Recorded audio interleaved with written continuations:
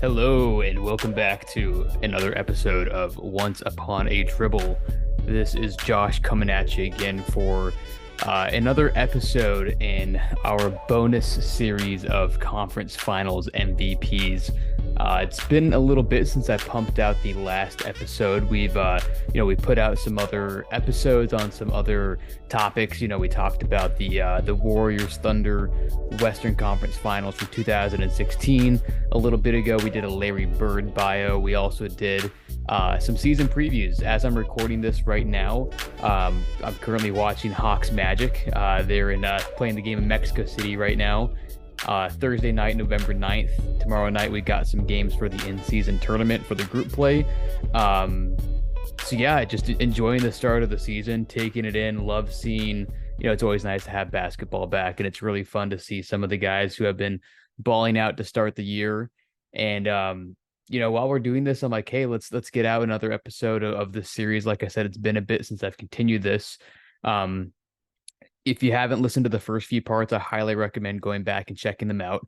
I'm going decade by decade and retroactively awarding the conference finals MVP to every conference finals dating back to the inception of the conference finals in 1971.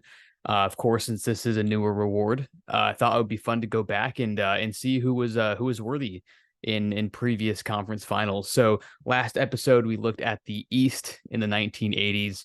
We saw a familiar team pop up quite a bit, that being the Boston Celtics. And if you know anything about NBA history, we're going to get sort of the same thing out west. We're going to be seeing a lot of the Los Angeles Lakers. In this decade, the Los Angeles Lakers will make 9 out of 10 conference finals. That's right. There's only one series in which the Lakers are not participants. And of those 9 series that they made, they only lost one of them. So they went 8-1 this decade in the conference finals. Of course, that means they made 8 finals. They went 5-3 in those finals. It's really just a once in a generation run of dominance for a team over their conference. But unlike the Celtics, which is kind of interesting, the Celtics, despite their dominance, they did have some pretty formidable foes that they had to go up against throughout the decades. A few teams that they saw multiple times. In fact, even a few teams that were able to punch through and get to the finals, namely the Philadelphia 76ers, who were able to get to a couple of finals, and they even won one in 1983. And then, of course, the Pistons in the last half of the decade. The Milwaukee Bucks also made a few conference finals there in the mid-'80s as well. But with the Lakers, they never really had that true rival to challenge them out west. As we'll see here, there are a couple of plucky teams that are able to kind of give them maybe a little bit of a scare, but the Lakers' stranglehold on the West was never really in doubt. There was one team that looked primed to do so about halfway through the decade, but that never materialized, and we will look at that in a second. So without further ado, let's go ahead and hop right into the first series. We're looking at 1980. And this is going to be the Lakers versus the Seattle SuperSonics. We start the 80s with a Laker team that's looking for revenge against Seattle, actually. Seattle beat them in 1979 in the second round in 5 games en route to their NBA championship, the only championship in Seattle/Oklahoma City history. Seattle 1980, as the reigning champs, did not take their foot off the gas. They went for 56 wins. They brought back key pieces like Dennis Johnson, Gus Williams, Jack Sigma. They were second in the Pacific Division, only to a juggernaut Laker team that went 60-22 in Magic's rookie season, which is a 13-game improvement from 1979. Magic, as we all know, was great as a rookie, but this Laker roster was honestly pretty loaded. Norm Nixon averaged 18 a game with 8 assists. Jamal Wilkes averaged 20 a game on 54%. But the star of the show was, of course, still Kareem Abdul-Jabbar, who at age 32 submitted one of the great seasons for a center ever, period. He averaged 25, 11, and 5 with 3 blocks per game and shot a ridiculous 61% from the field, which is good for a true shooting percentage that was 11% above the league average. And he was just a true two-way superstar, and that showed off in the conference finals. It was actually Seattle who struck first in a pretty thrilling Game 1 upset at the Forum in a 1-point victory. Gus Williams went for 28, 6, and 8 with 5 steals to lead all starters, but the story of the night was sixth man Fred Brown. Fred Brown scored 34 points off the bench on 15 of 21 shooting, including 4 of 7 from 3, which sounds average today, but that was unparalleled marksmanship for 1980. Kareem and Magic combined to shoot 19 for 26 from the field, but it was not enough to overcome bad nights from Nixon and Wilkes, who shot 14 for 40 from the field. LA did even the series behind 31 points and 16 rebounds from Kareem in Game 2, and then stole home court back in Game 3 in a 104-100 victory behind yet another Kareem masterpiece. This sets up a pivotal Game 4 at the Heck Edmondson Pavilion in Seattle. The Sonics ran up a 21-point lead and even led by 18 at halftime as they appeared to be set to send the series back to Tinseltown for a best-of-3. Instead, it was LA who turned the tables by holding Seattle to 36 second half points, including a 33-18 third quarter that brought them right back into the game. Kareem only shot 46% from the field this game, so it was Jamal Wilkes who helped to pick up some of that slack. In Game 5, the Lakers endured one final test from the Sonics, who, much to their credit, would just not go away. It was a one-possession game all the way down to the final minutes before a crucial offensive rebound by Kareem, and then an 8-foot skyhook a couple possessions later finally helped LA pull away for the 111-105 series win. The MVP here is clearly Kareem, who averaged 31 points, 12 rebounds, 4 assists, and nearly 6 stocks per game, steals plus blocks, and did so on 58% field goal percentage, and capped this off with a Game 5 masterpiece. In Game 5, he went for 38, 11, and 6, and 7 blocks. MVP here clearly goes to the Cap. 1981, this is the rare instance, in fact the only, where LA would not make an appearance in the conference finals, and it's an odd one to say the least. The Lakers are unable to defend their title as they had Magic go down to a knee injury and only play in 37 games in 1981. The Lakers did fare pretty well with and without him. They went 26-11 when he played, 28-17 when he was out, but he wasn't the same when he came back. Additionally, the first round series pre-1984 was a best of 3 with the top seeds getting a bye. Best of 3 naturally is going to cause more volatile results by nature, and combine that with Magic not being 100%, and it was the recipe for a massive upset at the hands of the 40-42 sub-500 Houston Rockets. Houston was an average team, but they were led by a superstar, Moses Malone, at age 25. He was backed by an aging Calvin Murphy as well as Robert Reed and Rudy Tomjanovich, future Rocket coach. The Rockets continued to overachieve as they took out the Midwest Division champion Spurs to reach the conference finals. Moses along the way gave LA and San Antonio hell, and Calvin Murphy had a couple massive games along the way.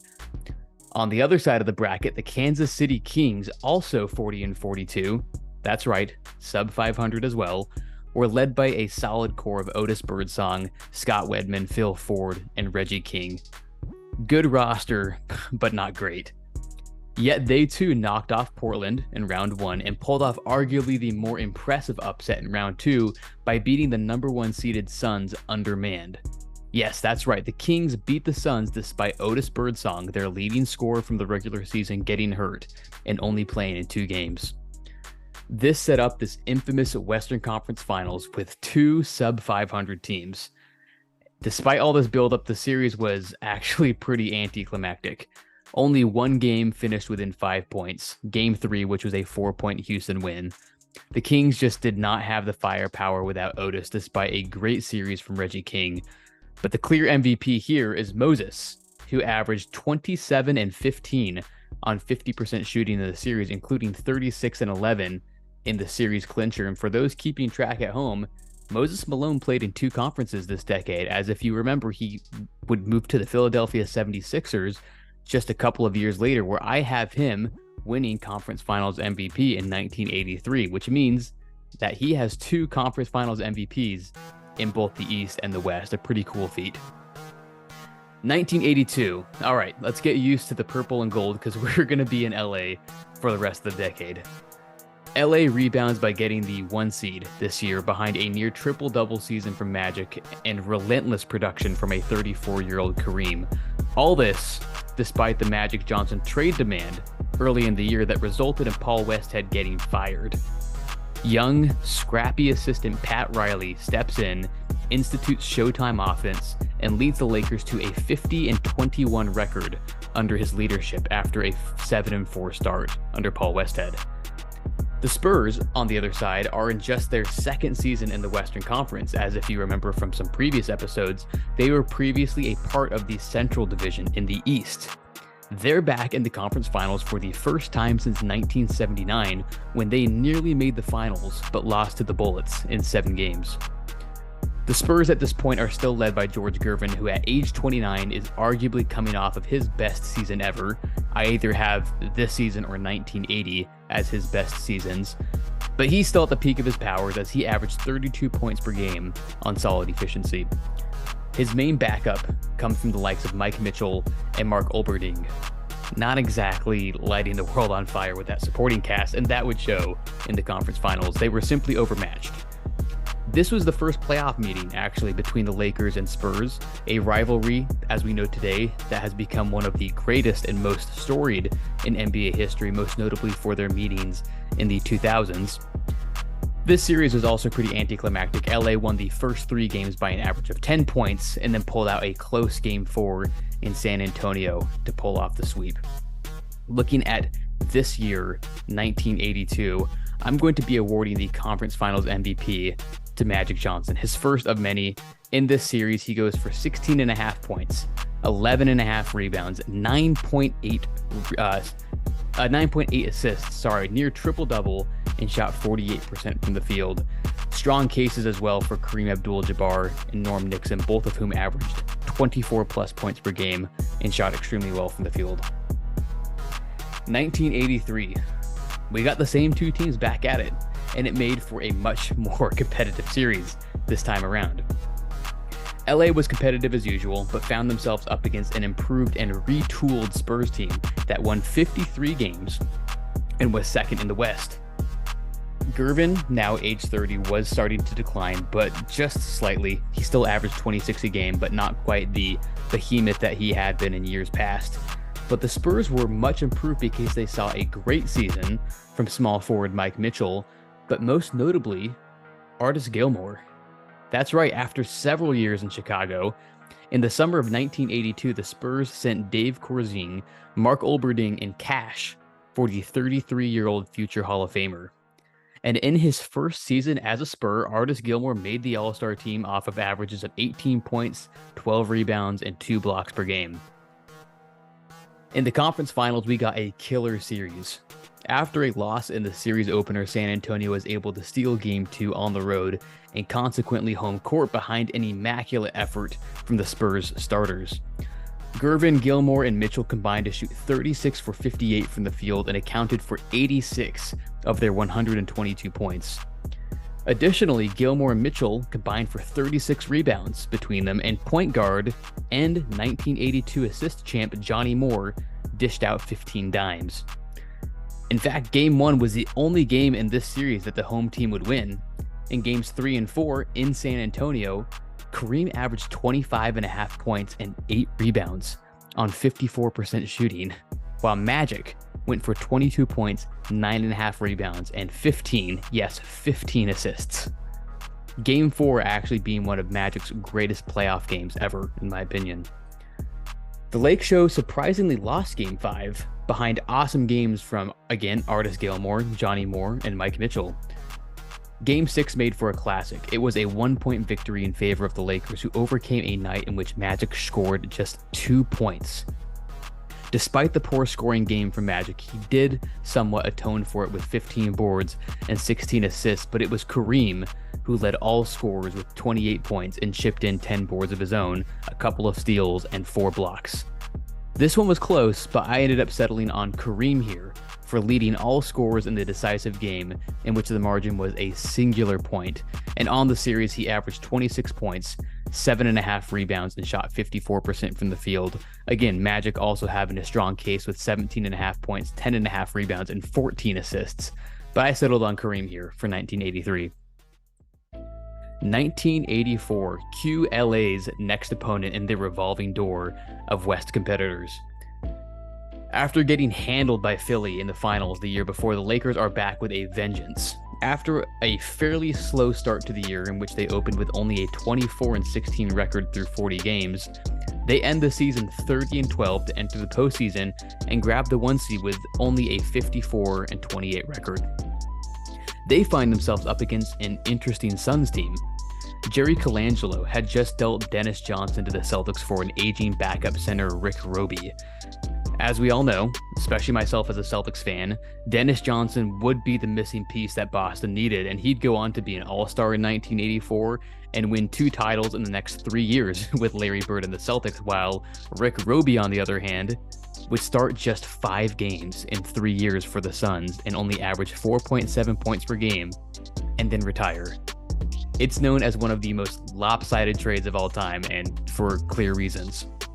The Suns actually finished with a mundane 41-41 record on the season. They entered the 1984 playoffs as the number 6 seed, and no one expected much from this Phoenix squad. But for 40 days in 1984, the Cinderella Suns surprised the NBA, led by Larry Nance in his 3rd season, Walter Davis, and former All-Star and champion with the 1977 Portland Trailblazers, Maurice Lucas.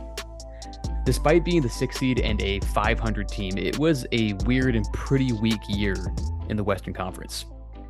No one else really stood out, as 6 of the 8 playoff teams won 45 games or less, and even saw 2 teams make it with a 38-44 record, those teams being Denver and Kansas City.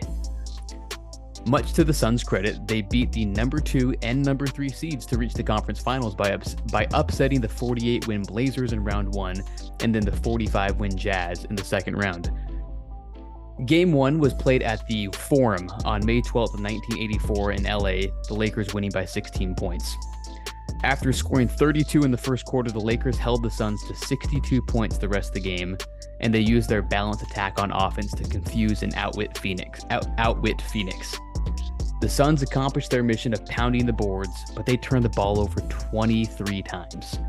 The Suns would also go down 0-2, losing Game 2 by 16 points once again. But what was interesting about this game was Charles Pittman, who started only 8 games all year. He got the start over Maurice Lucas. Mo played 16 minutes in the game, scoring 8 points and grabbing 6 rebounds, but McLeod chose to go with Pittman to try to combat the Lakers' attack. Well, it didn't work. 7 Lakers scored in double figures, led by Kareem's 21-10. The Suns held Magic's scoring in check. He only had 6 points in this game on 2 for 5 shooting, but he did account for 24 assists, which to this day is an NBA record for a playoff game, which was later tied by John Stockton. The Suns, as a team, had a total of 25. Now, to highlight the rest of the series, I'm going to be reading from John Voida's article from the Bright Side of the Sun, where he highlights this team, the improbable Western Conference Finals run that you probably don't know about. This was written back in 2020, and he did a phenomenal job. He says a change of scenery was much needed, and luckily Game 3 shifted back to Phoenix, Arizona. This is another one of the fun games to watch that I never knew existed, and it's one that you can find the second half of on YouTube. The game picks up right after Byron Scott takes a nasty fall on a Larry Nance block attempt. The roars of "Luke" can be heard whenever Lucas touches the ball. Watching this game, you can see what made Magic so special. Mentally, he was 2 steps ahead of everyone. His court vision, coupled with his precise passing, was special. He ran the fast break like a surgeon. The Suns would try to do the same, and that's where you could see the difference Magic made. Phoenix would fumble and bumble down the court on the break, whereas LA was poetry. 80s basketball was quite different. Full court traps, 18-foot jumpers galore, the short shorts, the perms. It's a quality watch. You could tell the crowd wanted the 3-ball. Every time one was shot, the oohs and ahs from the crowd echoed throughout the old arena. Phoenix would find themselves in foul trouble in the 4th quarter, which allowed LA back into the game. Following a strange illegal defense on the Suns so the bucket counts call by Earl Strom to tie the game, Walter Davis, who had a rough 4th, is called for an offensive foul with 5 seconds left. Kareem loses a pass from Magic with 3 seconds left. Davis steps out of bounds, and Byron Scott misses a 3 as time expires in regulation. The Suns were 4-0 in overtime on the season entering this game. The period belonged to Kyle Macy. He scored the first 6 of Phoenix's 16 points and did so driving into the lane and making a couple of tough layups. The Suns got on the board with a 135-127 overtime victory, cutting the series deficit in half, 2-1. Game 4 went to the Lakers. They come back and go up 3-1, beating the Suns 126-115. Magic had 20 and 15 assists. Kareem had 31. The Lakers shot 60%. Larry Nance did have another great game with 27 points, but the sustained attack from Los Angeles once again proved to be too much, as they had 6 players in double figures. Game 5 saw the Suns push the series to 3-2 as they once again defeated the Lakers by 5 points. The sustained offensive barrage that the Lakers had been drumming the Suns with all series was thwarted. Magic and Kareem did their thing. Only James Worthy's 23 points off the bench broke double figures for the Lakers as the rest of the team struggled. In turn, the Suns provided their own defensive outbreak. All 5 Suns starters scored at least 20 points, while the team shot 60% from the field. John Voida goes on to say, as I continue to read his expert, "The Cinderella Suns magic ran out on May 25th. Game 6 back in Phoenix was the end of it all. The Lakers beat the Suns 99-97 in a game that I wish I could find footage of. Magic had a triple-double, 16 points, 11 rebounds, 13 assists. James Worthy got his first start of the series and the Lakers prevailed. The Suns were even up 1 entering the 4th, and they missed a last-second shot that could have tied it. The shot was missed, and midnight struck for the Cinderella Suns. Walter Davis, Larry Nance, and Maurice Lucas all had miraculous series, but for the MVP, I settled on Magic Johnson, who barely edged out Kareem Abdul-Jabbar. Magic went for 17.5 points, 5.5 rebounds, and 14.5 assists, shooting 55% from the field, while Kareem went for 25, 9, and 4 on 64% from the field. Again, shout out to John Voida for the awesome article on the '84 Suns. 1985. After losing Game 7 of the '84 finals to the Celtics, the Lakers returned to the 1985 season, looking for redemption once more.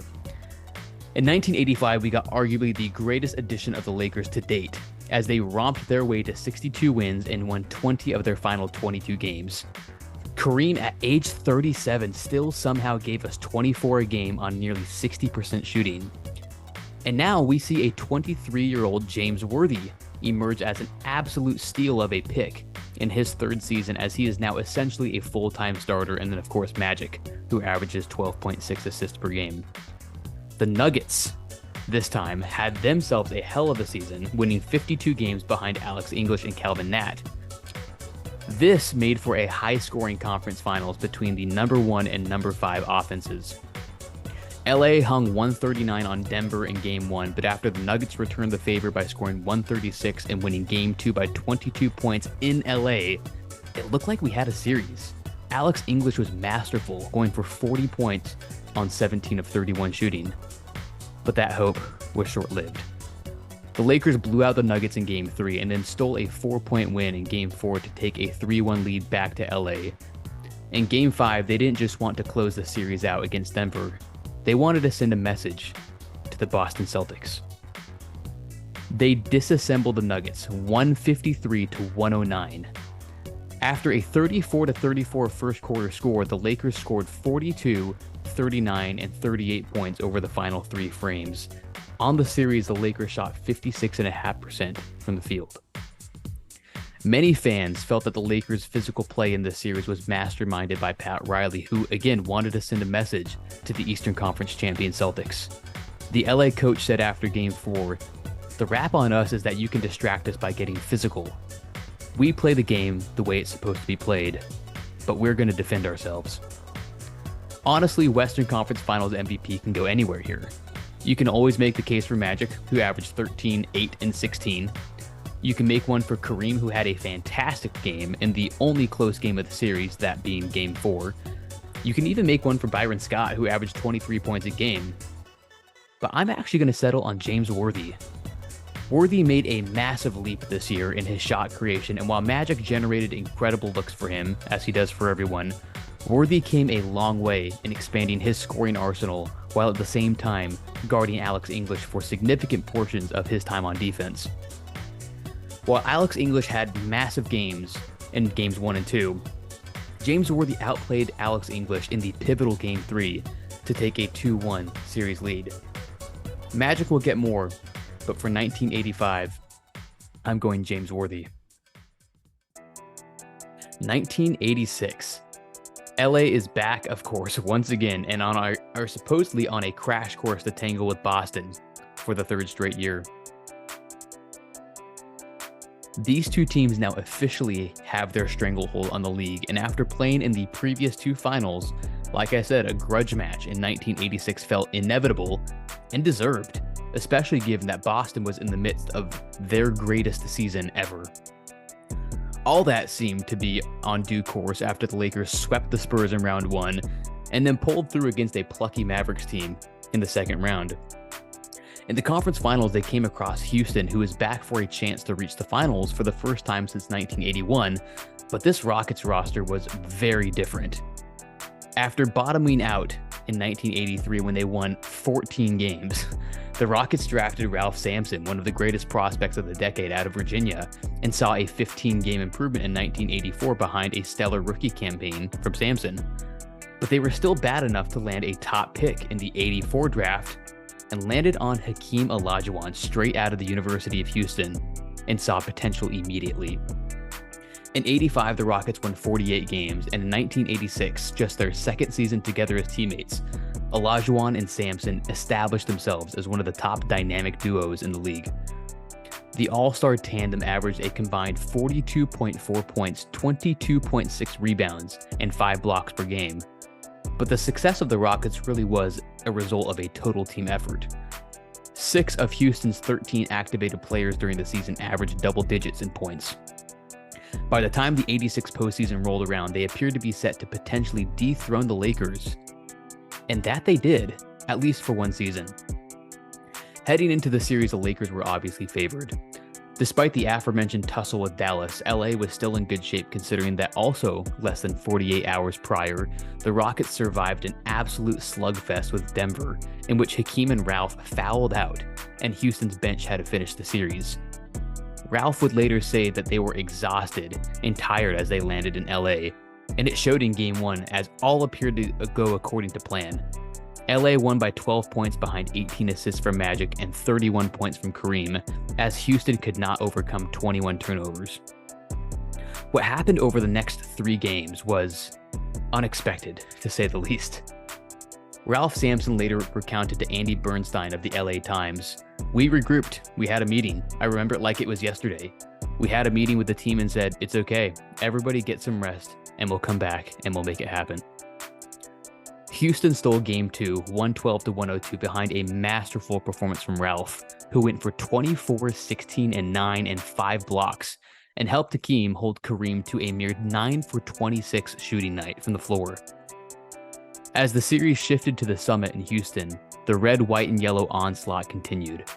Games 3 and 4 were a Hakeem masterpiece.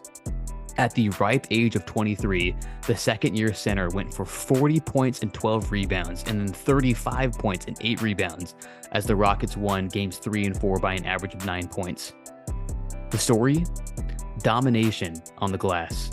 Houston had 35 offensive boards in the 2 home games as the aging Kareem just couldn't keep up with the Rockets' tenacious big men. LA dominated Game 5 early in hopes of keeping their season alive with their backs unexpectedly against the wall. Once down by double digits, Houston was able to mount a comeback behind a 17-point third quarter explosion from Hakeem Olajuwon. However, twist, after a scuffle, Hakeem was ejected from the game, and a 6th game in Houston suddenly felt inevitable. However, the game was tied in the final seconds, and the Rockets had the ball coming out of a timeout. Prior to the Rockets' timeout, Byron Scott missed a potential game-winning shot for the Lakers, leaving 1 second left in the fourth. With the game tied at 112 apiece, Ralph Sampson closed out the series with a miraculous 20-foot jumper that hit the rim 4 times, pretty similarly to how Kawhi Leonard's shot against the Philadelphia 76ers in 2019 hit the rim. As time expired, game, series, match. Ralph said Game 5 was grueling. I actually watched it during the pandemic. It was on ESPN or NBA TV, so I watched it again. The fight's over the bench when Hakeem and Kupchak got into it, and then Hakeem gets kicked out of the game and we go down to the wire. But as Rodney McRae says, it wasn't the shot, it was Rodney's pass. He passed the ball out of bounds on the sideline in front of the Lakers bench, but they put no one in front of him. Usually you would have a defender in front of the guy that's passing the ball, but they had no one in front of him. And Kareem played behind me so I could get the ball. He'd maybe shoot in front of me, but he didn't do that. So I was able to get the ball on the direct pass from Rodney, and then you know sometimes how you practice crazy shots? You always want a game-winning shot as a kid. I knew where the basket was. We only had like 0.9 seconds or some crazy, not much time left on the clock. So we had to get something off quickly. And I got a great bounce, and it went in. I was somewhat disappointed that Houston beat the Lakers. Kevin McHale of the Boston Celtics would say, I really wanted a piece of the Lakers in 1986. Once Houston got there, I never thought for a second that Houston could beat us. I looked at that team and just said, there's just no way. Well, with all respect to the men in red, they put up a 6-game fight against the Celtics, but couldn't pull it off all the way. The 1986 Conference Finals MVP goes to none other than Hakeem Olajuwon, who averaged 31 and 11 and announced his arrival as a superstar in the NBA. 1987, we have the Lakers once again up against the Seattle SuperSonics. After heartbreak in 1986, the Lakers came back in the only way that you'd expect, by submitting a season that has an argument to be the greatest season in team history, as the Lakers sprinted to a 65-17 record behind MVP Magic Johnson. They entered the postseason red hot as they went 30-5 post All-Star break, and they swept Denver in round 1 and then took out the Warriors in 5 in the second round.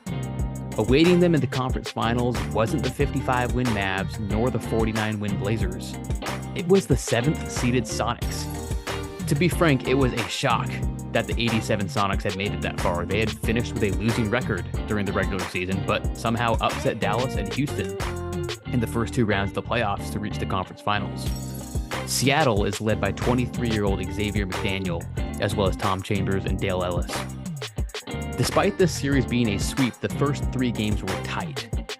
Through most of Game 1, many were actually having flashbacks of Houston's upset against the Lakers back in 1986, just 1 year ago. But experience held strong as LA pulled out an ugly 5-point win behind 27 points from James Worthy and 11 assists from Magic. Game 2 was once again close until a timely 3-pointer from reserve hero Michael Cooper helped to put Seattle down and give LA a 2-0 series lead. Game 3 in the Emerald City proved to be the biggest test as the Sonics threw one more haymaker at the Lake Show. James Worthy exploded for a then playoff career high of 39 points on 16 of 25 shooting. But the young Xavier McDaniel of the Sonics, in just his second season and playing in his first playoffs, showed no fear versus the mighty Lakers by matching Worthy step for step, going for 42 points of his own on 20 of 29 shooting and 10 boards. LA led 11 entering the fourth quarter, but a furious Sonics rally brought a third straight game down to the final minutes. This time, the Lakers won the game on defense as Michael Cooper blocked a Dale Ellis jumper with less than 40 seconds left to seal the game, and of course the series. Through the first 3 games, Seattle did a good job of preventing the Lakers from jumping the gun and pushing the pace as they would normally do, but that required a lot of energy. In Game 4, the Sonics tank finally ran on empty, as James Worthy turned the series finale into a laugher with 26 points on 10 of 19 shooting. The Lakers made it a point to get out of the blocks early and opened up an early lead. Scrambling behind their reserve guards Eddie Johnson and Kevin Williams, Seattle did cut the game back to 6 points with about 6:50 left in the first half. But seconds later, there was a timeout. The crowd surged, doing a wave throughout the arena, and the Seattle players stood up beside their bench. But when play resumed, the Lakers went on a 19-3 run, essentially icing the conference finals, and they coasted to a 133-102 win behind Magic's 21 points and 12 assists. I'm actually going with James Worthy once again for Western Conference Finals MVP. Magic after the game said that he had never seen James like this. Pat Riley said he's proven to be unstoppable thus far. I'll let those two do the talking. James Worthy collects his second trophy of the decade behind ludicrous series averages of 30.5 points, 5.8 rebounds, 2.3 steals, and shot 59.8% from the field. Hey, they don't call him Big Game James for nothing. In 1988, we have the Lakers against the Mavericks.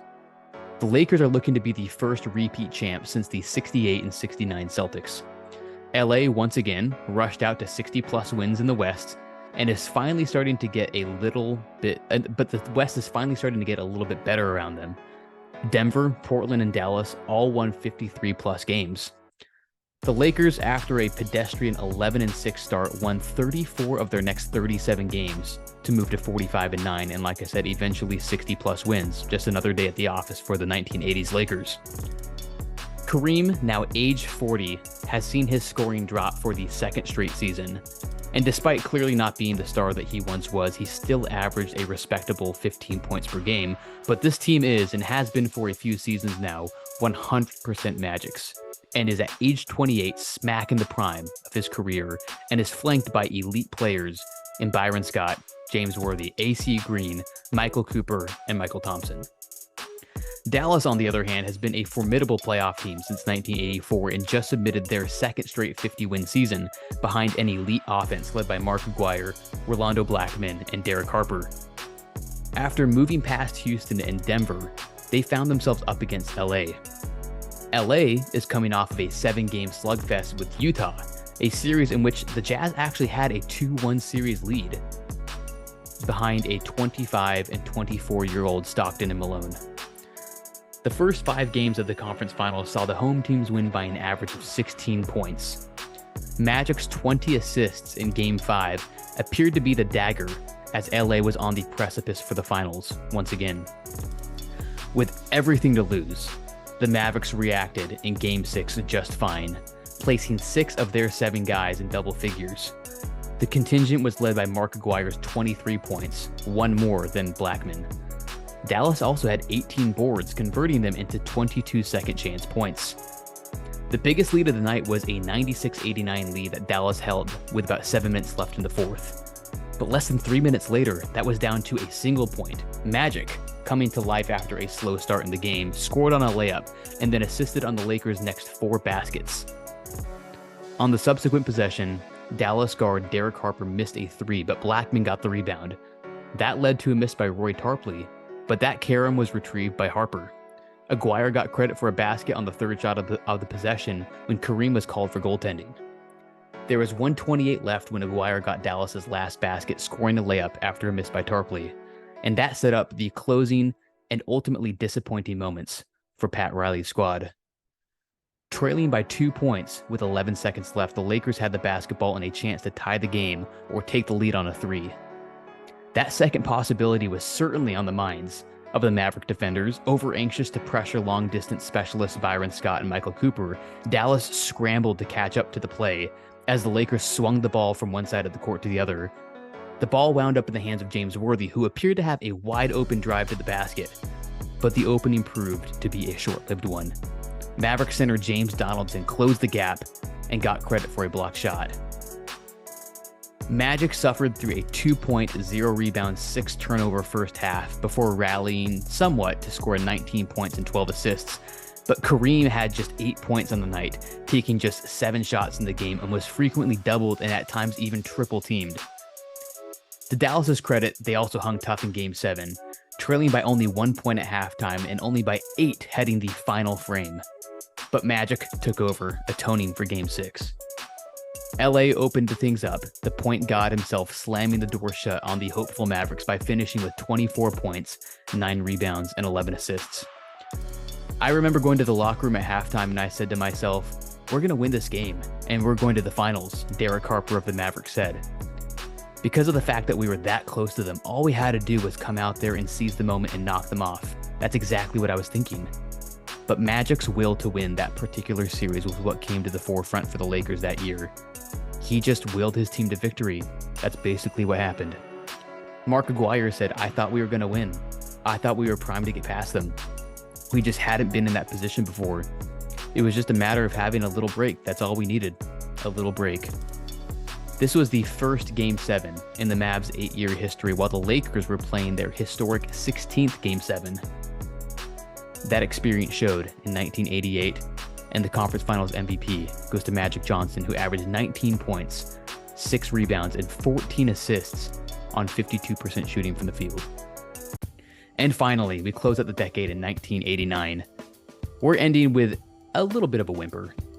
In 1989, again, another day at the office for the Lakers, Magic won his second MVP and paced LA to 57 wins and saw little adversity, sweeping their way to the conference finals, and found themselves with an upstart Suns team under rookie coach Cotton Fitzsimmons and second-year guard Kevin Johnson.